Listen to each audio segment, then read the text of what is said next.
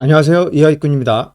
연준의 금리 인상에 대해서 오늘 살펴보도록 하겠습니다. 연준이 0.25% 인상을 했고, 은행 위기에도 불구하고, 금리 인하는 없다고 여러 번 강조를 했어요. 그거에 대해서 오늘 좀 말씀드리겠습니다. 좋아요, 구독, 알림 설정 부탁드립니다. 자, 연준은 지금 만장일치로 0.25% 인상을 했어요. 상단, 맥스 상단지 5%까지 올라가게 됐죠. 그러나 연준은 여전히 물가 안정을 중시 여기는 것으로 추정이 됩니다. 물론 이제 그 파월 연준 의장이 그렇게 말씀을 하셨죠.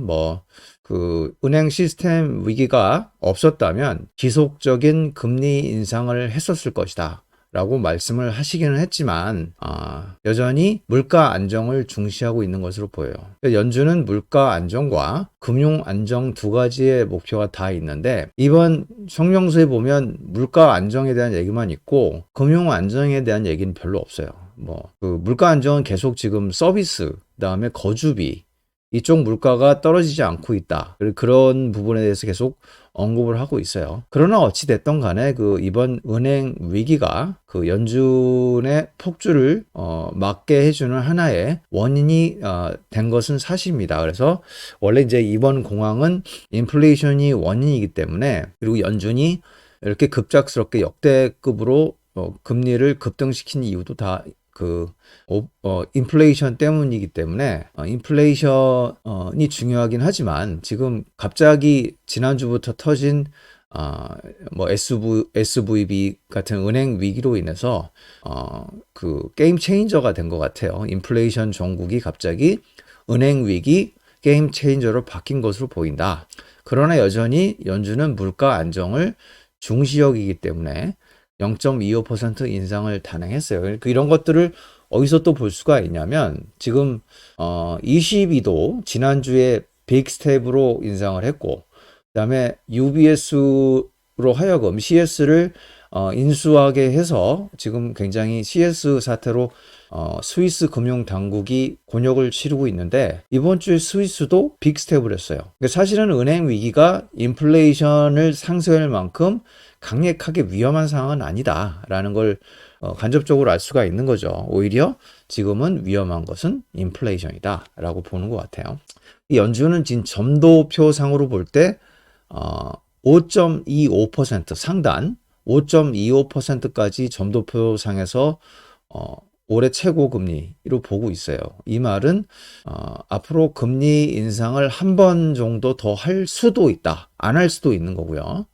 이런 상황입니다. 그래서 지금 근데 물가 안정이 가장 중요하긴 하지만, 이미 우리는 지금 2월 CPI가 지금 6%까지 떨어진 상태예요. 그리고 지금 3월에 유가가 다시 66불까지 떨어졌죠. WTI 기준 66불까지 떨어졌고, 그 다음에 작년 중반 이후 부동산 가격이 하락 추세로 바뀌었기 때문에 지금 대략 1년이 지난 2분기부터는 거주비도 하락을 할 거라고 예상이 됩니다. 그래서 물가 안정을 중시하기는 하지만 조만간 연준은 금리 인상을 낮출 것으로 예상이 돼요.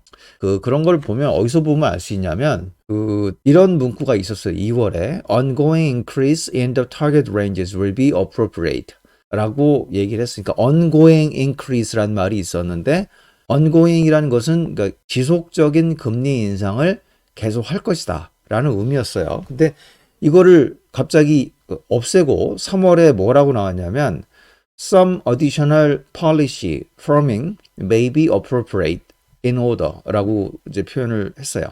ongoing이 없어지고 some additional 하고 maybe 이러고 있어요. 이 말은 약간의 추가적인 긴축 정책이 있을 수도 있고 없을 수도 있고, 이렇게 지금 발을 빼고 있는 걸 보여줄 수가 있는 겁니다. 이제 이런 연준의 성명서를 볼 때 강력한 금리 인상은 이제 끝났다고 보고, 올해 한 번 정도의 금리 인상이면 끝날 것 같아요. 근데 중요한 거는 지금 연내 기준금리 인하는 없다는 걸 계속 강조하고 있어요. 기준금리 없다. 이야기권은 내년에도 없을 것 같아요. 내년 초까지도 없을 것 같은데, 지금 그 투자자들은 금리 인하가 지금 이러한 그 하락장을 멈추는 어떤 특효약이라고 오해를 하시는 것 같아요. 이야기꾼이 계속 얘기하지만 금리 인하는 특별한 상황이 없으면 발생하지 않습니다. 자, 월가의 격언에 이런 말이 있어요. 연준은 무언가 무너질 때까지 긴축한다. 이 말은 뭐냐면 무언가 무너지지 않으면 긴축하지 않는다는 얘기예요. 왜냐하면 연준 입장에서는 이 제로금리 하에서는 별로 할 일이 없어요. 통화정책을 쓸 수가 없어요. 그러다 보니까 뭘 씁니까? 양적 완화를 하는 거죠. 더 이상 금리를 낮출 수가 없기 때문에, 이게 안 되기 때문에 QE를 쓰는 겁니다. 근데 이게 지금 올라와서 이렇게 돼 있으면 연준 입장에서는 통화정책을 펴기가 편해요. 양적 완화를 안 해도 돼요. 뭐가 위험하면 금리를 낮출 수가 있으니까. 근데 여기서는 금리를 낮출 수가 없잖아요.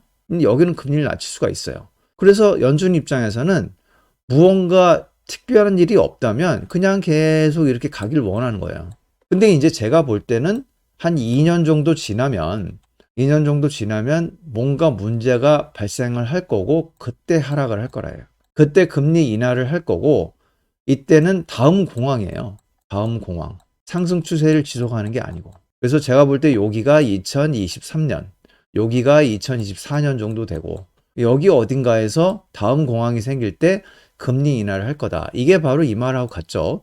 무언가 무너질 때까지 긴축한다. 무언가 무너지면 그때 금리 인하를 한다. 무언가 무너지는 거는 뭐 신용경색이 될 수도 있는 거고 뭐 부동산 위기가 될 수도 있는 거고 경기 침체가 다시 올 수도 있는 거고 여러 가지가 있을 수 있겠지만 지금은 아니라는 거예요. 지금은 금리 인하를 하는 때가 아니다. 계속 이러한 상황으로 지속이 될 것이다 라고 생각을 하셔야 됩니다. 역사적으로 지금 올해가 조금 약간의 예외가 될 수는 있겠지만 역사적으로 금리 인상기는 주식의 대세 상승기예요. 지금까지 14번의 금리 인상기 중에 2번 정도만 좋지 않았어요. 첫 번째가 1973년. 그때도 인플레이션이 굉장히 강했고 그 다음에 지금도 소공황 정도에 머무르고 있기 때문에 어찌됐든 공황은 나왔는데 이번에도 마찬가지에서 이 14번의 금리 인상기 중에 2번을 제외하고는 항상 상승을 했고 상승한 것 중에 절반 이상은 폭등을 했어요. 대세 상승. 그래서 금리 인상기는 인상을 할 때는 대세 상승기가 있다는 게 역사적 패턴이고 대다수의 투자자들이 잘못 알고 있는 상식입니다. 그래서 금리 인하가 나오면 도망가야 돼요. 그게 2025년 전후가 될 걸로 예상을 하는데 그때 가봐야 알겠죠. 자, 오늘은 연준의 0.25% 금리 인상은 이제 조만간 긴축 사이클이 마감되는 것을 의미합니다. 그리고 은행 위기에도 불구하고 금리 인하는 없을 것이고 한 2, 3년 이후에 금리 인하가 나오면 그건 다음 공황의 서막을 알리는 종말을 알리는 거기 때문에 긴장을 해야 되는 것이다. 이번 일반적인 투자자의 상식과 다르다는 점을 잘 기억을 해 주셨으면 좋겠습니다. 지금까지 시청해 주셔서 감사합니다.